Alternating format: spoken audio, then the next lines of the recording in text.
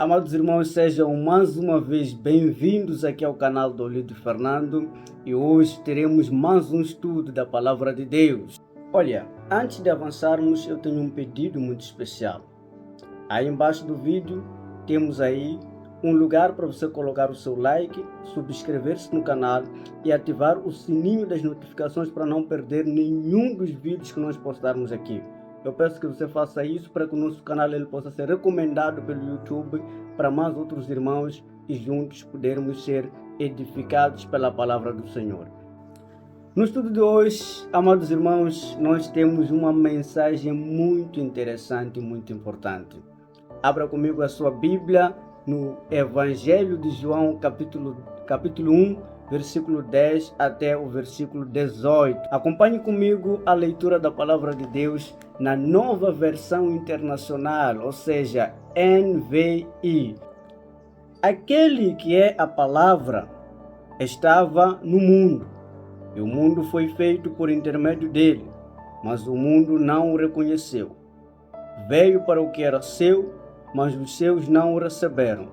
Contudo, aos que o receberam, aos que creram em seu nome, deu-lhes o direito de se tornarem filhos de Deus, os quais não nasceram por descendência natural, nem pela vontade da carne, nem pela vontade de algum homem, mas nasceram de Deus.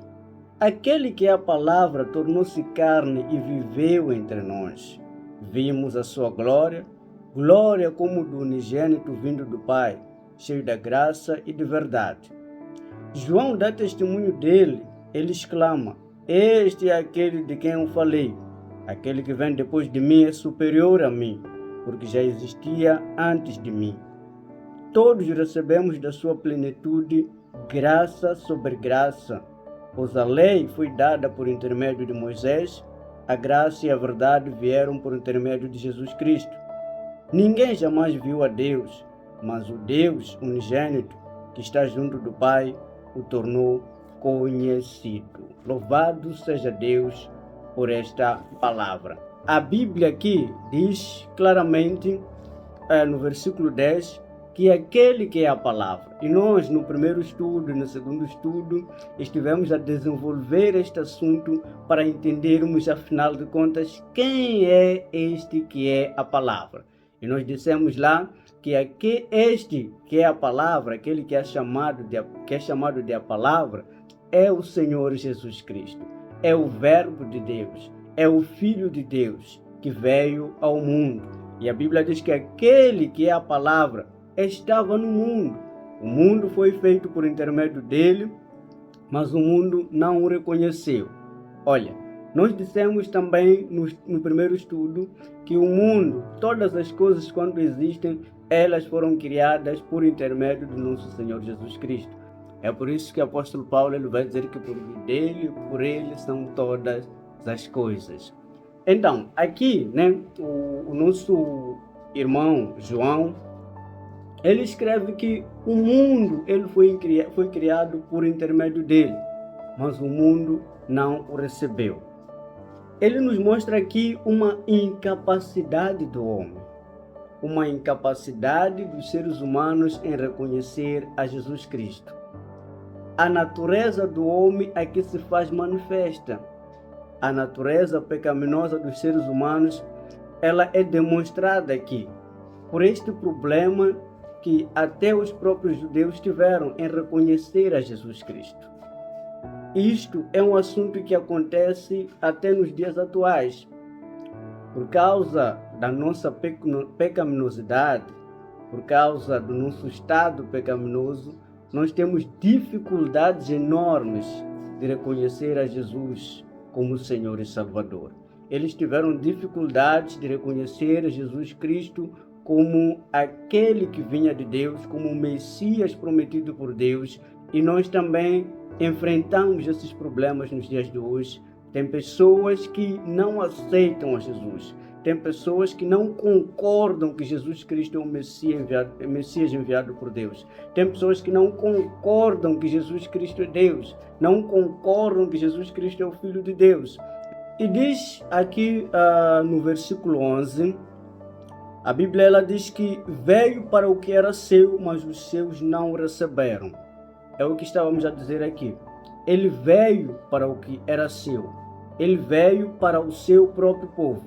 Então, a dureza do coração humano, ele não permite ao homem, ele não permite aos seres humanos se entregarem ao plano divino de redenção, não é? Deus, na sua soberania, Deus, na sua glória, na sua majestade, ele decidiu vir visitar os seres humanos.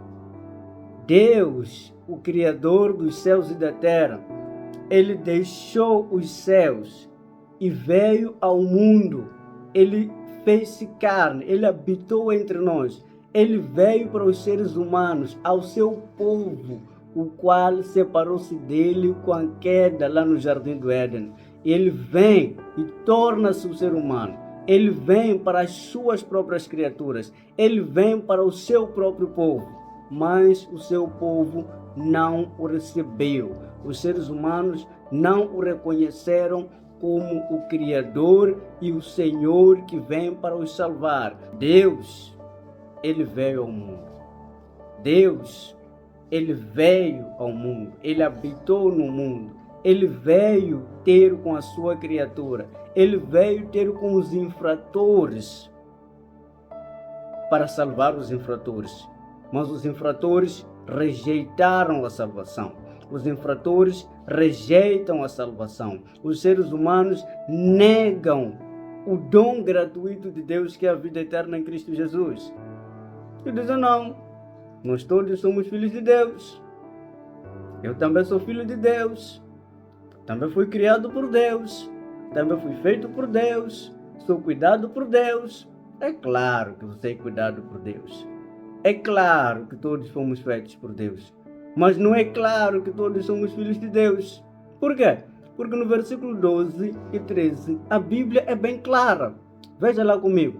A Bíblia diz que, contudo, aos que o receberam, aos que creram em seu nome, deu-lhes o direito de se tornarem filhos de Deus, os quais não nasceram por descendência natural, nem pela vontade da carne, nem pela vontade de algum homem, mas nasceram de Deus. Isto é impressionante. Este versículo, ele nos ajuda, meus irmãos, a entendermos que nem toda criatura é filha de Deus. Nem todos os seres humanos são filhos de Deus. Todos somos criaturas de Deus, está claro. Todos nós caímos em Adão, está claro. Todos somos pecadores porque nascemos de Adão que pecou contra Deus. Todos somos filhos de Deus? Não, nem todos somos filhos de Deus. Porque a Bíblia aqui está a dizer que, embora a humanidade tenha rejeitado a Jesus Cristo, embora as pessoas hoje em dia continuam a rejeitar a Jesus Cristo, embora as pessoas até o dia de hoje continuam a negar a Jesus como Senhor e Salvador, a Bíblia diz que aqueles que o receberam, aqueles que o aceitam, aqueles que creem no nome de Jesus, logo temos aqui uma condição. Para ser filho de Deus, nós temos que receber a Jesus Cristo. Para sermos filhos de Deus, nós temos que crer no nome de Jesus Cristo. Para sermos filhos de Deus, nós temos que aceitar a salvação que vem em Cristo Jesus. Nós temos que aceitar a graça de Deus que é manifesta em Cristo Jesus. E ele diz que aqueles que o receberam, deu-lhes o direito. Louvado seja Deus. Em outras versões vamos encontrar que deu-lhes o poder de se tornarem filhos de Deus. Então quem dá o direito de ser filho de Deus é Jesus Cristo, o Filho unigênito do Pai. Quem dá o direito de se tornar filho de Deus, quem dá o poder de se tornar filho de Deus é Jesus Cristo, por meio da transformação que Ele nos faz quando nós cremos no Seu nome, por meio do poder da Sua palavra. É por isso que o apóstolo Paulo vai dizer que não me envergonho do Evangelho, porque o Evangelho é o poder de Deus para a salvação de todo aquele que crê. Então, quando nós ouvimos o Evangelho, quando nós cremos no Evangelho, quando nós nos entregamos ao Evangelho, o Evangelho nos transforma, tornando-nos novas criaturas, filhas de Deus, criaturas não feitas, não por vontade humana, criaturas nascidas, não pela descendência natural. Não é esse nascimento. São criaturas que foram novamente nascidas por Deus, que nasceram pela vontade de Deus, pelo poder de Deus, pela fé em Jesus Cristo. Por isso que a Bíblia diz que aquele que está em Cristo Jesus é nova criatura. As coisas velhas já passaram, eis que todas se fizeram novas. Nem todos são filhos de Deus. Apenas aqueles que creem em Jesus Cristo. Apenas aqueles que depositam a sua fé em Jesus Cristo. Apenas aqueles que olham para Jesus como Senhor e Salvador, como Messias, como Deus homem que veio habitar entre nós. Amém? Então, o novo nascimento, ele não depende de ser filho de pastor. O novo nascimento não depende de ser judeu. O novo nascimento, ele não depende de ter nascido numa família cristã. Ser filho de Deus não tem nada a ver com isso. Eu posso nascer numa família cristã, eu posso ser filho do pastor, eu posso ser judeu, mas não ser filho de Deus. Está bem claro nesta palavra. Os judeus rejeitaram a Jesus Cristo. Nem todos. Há aqueles que o receberam. E esses que o receberam, diz a palavra de Deus, que ele deu-lhes o direito ou o poder de se tornarem filhos de Deus. Então, para ser filho de Deus, eu tenho que crer em Jesus Cristo. Eu tenho que crer no Filho de Deus. Eu tenho que crer no Messias que veio ao mundo. Diz mais aqui a palavra de Deus. Aquele que é a palavra tornou-se carne e viveu entre nós. Vimos a sua glória, glória como do unigênito vindo do Pai, cheio de graça e de verdade. Oh, glória a Deus! Aquele que é a palavra. E nós já dissemos que aquele que é a palavra refere-se a Jesus Cristo. A Bíblia aqui está nos dizer que o verbo de Deus, lembre-se, no primeiro estudo, nós aprendemos que no princípio era o verbo, ou era a palavra. E a palavra estava com Deus. E a palavra era Deus. Não é? E já percebemos que a palavra refere-se a Jesus Cristo. E a Bíblia aqui, no versículo 14, está a dizer que aquele que é a palavra, o verbo de Deus, ele se fez carne e habitou entre nós. Ou seja, Deus, ele visitou a humanidade por meio de Jesus Cristo. Deus, ele visitou o seu povo por meio de Jesus Cristo. Deus, ele esteve entre os homens por meio de Jesus Cristo. Deus, ele rebaixou-se a ponto de se tornar igual à sua própria criatura em Jesus Cristo. Ele vestiu a humanidade, não é? Ele viveu como homem. É por isso que em Filipenses 2, o apóstolo Paulo ele vai dizer que, embora ele sendo Deus, não tomou por usurpação o fato de ser igual a Deus. Antes a si mesmo se humilhou, tornando-se igual aos servos, tornando-se igual aos homens, e foi reconhecido em figura humana. Louvado seja Deus por isso. Quando a Bíblia diz que habitou entre nós, meus irmãos, isto é muito interessante, porque aqui a Escritura Sagrada está nos a dizer que Deus, ele entrou na nossa vida, não no nosso interior. Ele entrou na nossa vida aqui na terra. Ele viveu o que nós vivemos aqui na terra. E ele enfrentou os desafios que nós enfrentamos aqui na terra. Ele viveu as tentações que nós enfrentamos aqui na terra. Ele entrou no nosso cotidiano. Deus, ele esteve aqui conosco. Deus, o Todo-Poderoso, o Senhor dos Exércitos, aquele que é santo, santo, santo, que foi visto por Isaías, ele esteve aqui por meio de Jesus Cristo.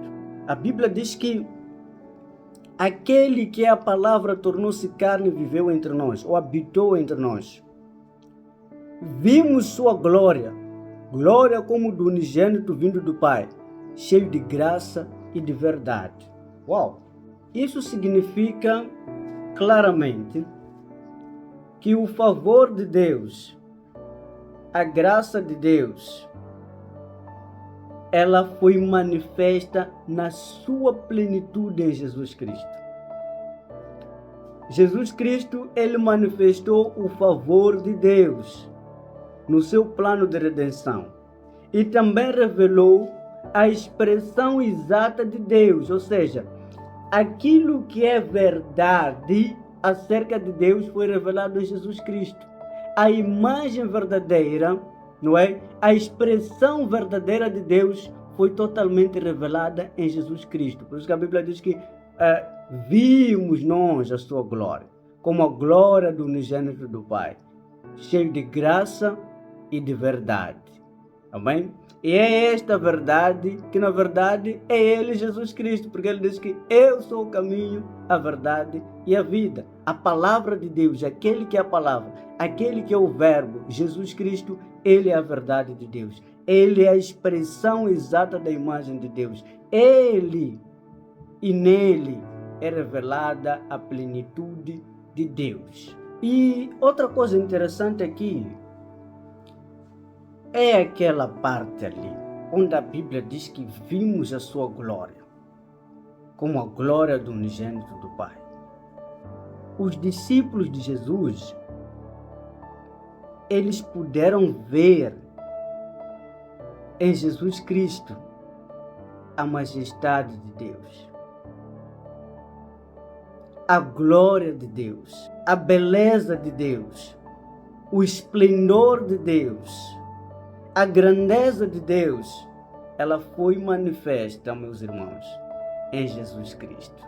Eles puderam ver Deus. Aquele Deus que a Bíblia, lá mais adiante, vai dizer que ninguém jamais viu a Deus. Realmente, ninguém jamais viu a Deus. Mas o Deus unigênito, Jesus Cristo, o Filho de Deus, Ele o revelou a nós. Jesus Cristo, ele revela a Deus aos homens. Quem vê a Jesus Cristo está a ver a Deus. É por isso que ele disse aos discípulos: quem vê a mim, vê ao Pai. Ou eu e o Pai somos um. Jesus é a revelação de Deus, a majestade de Deus, a glória de Deus, a beleza de Deus, a santidade de Deus, o esplendor de Deus. Estão todos eles revelados em Jesus.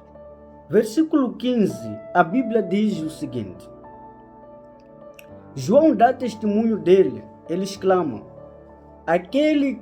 este é aquele de quem eu falei. Aquele que vem depois de mim é superior a mim, porque já existia antes de mim. 16. Todos recebemos da sua plenitude graça sobre graça. Bendito seja Deus, não é? Então, o apóstolo João aqui, ele nos dá um testemunho de João Batista. Ele diz que João Batista, ele testemunhou diante daqueles que estavam com ele. Ele testemunhou diante dos judeus, ele testemunhou diante de todos aqueles homens que se aproximavam de João para ouvir a pregação de João, e alguns eram batizados pelo João.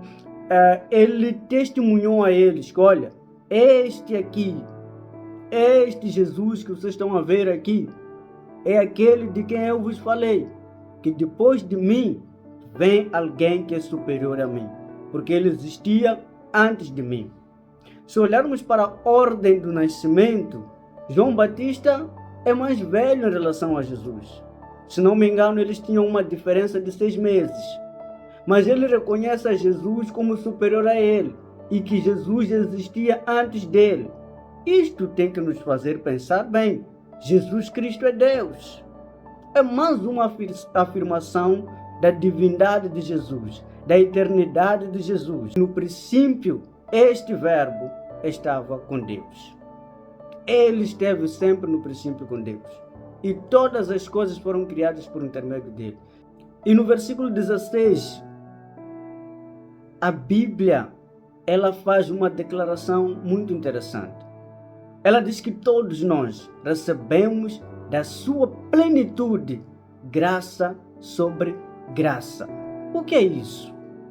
Quando nós recebemos a Jesus Cristo, quando nós aceitamos a Jesus, quando nós cremos no nome de Jesus, somos transformados. Nós recebemos a natureza de Cristo. Por isso que o plano de Deus, o propósito de Deus é nos conformar à imagem de seu Filho, a Jesus Cristo. É nos tornar iguais a Jesus Cristo.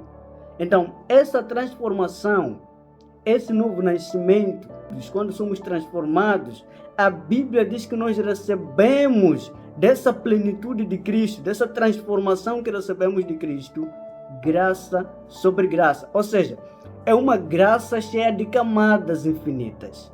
É uma graça multiforme.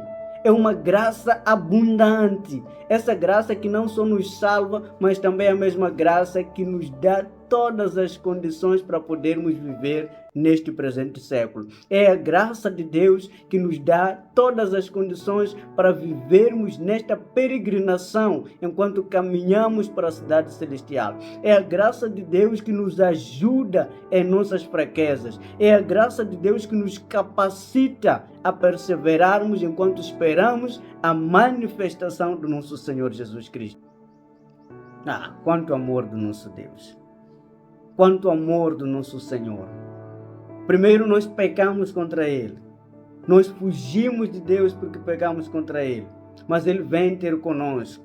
Ele se torna igual a nós. Ele vive conosco. Ele sofre aquilo que nós tínhamos que sofrer. Ele paga por aquilo que nós tínhamos que pagar. E ainda nos dá condições para vivermos uma vida de plena comunhão com o nosso Deus.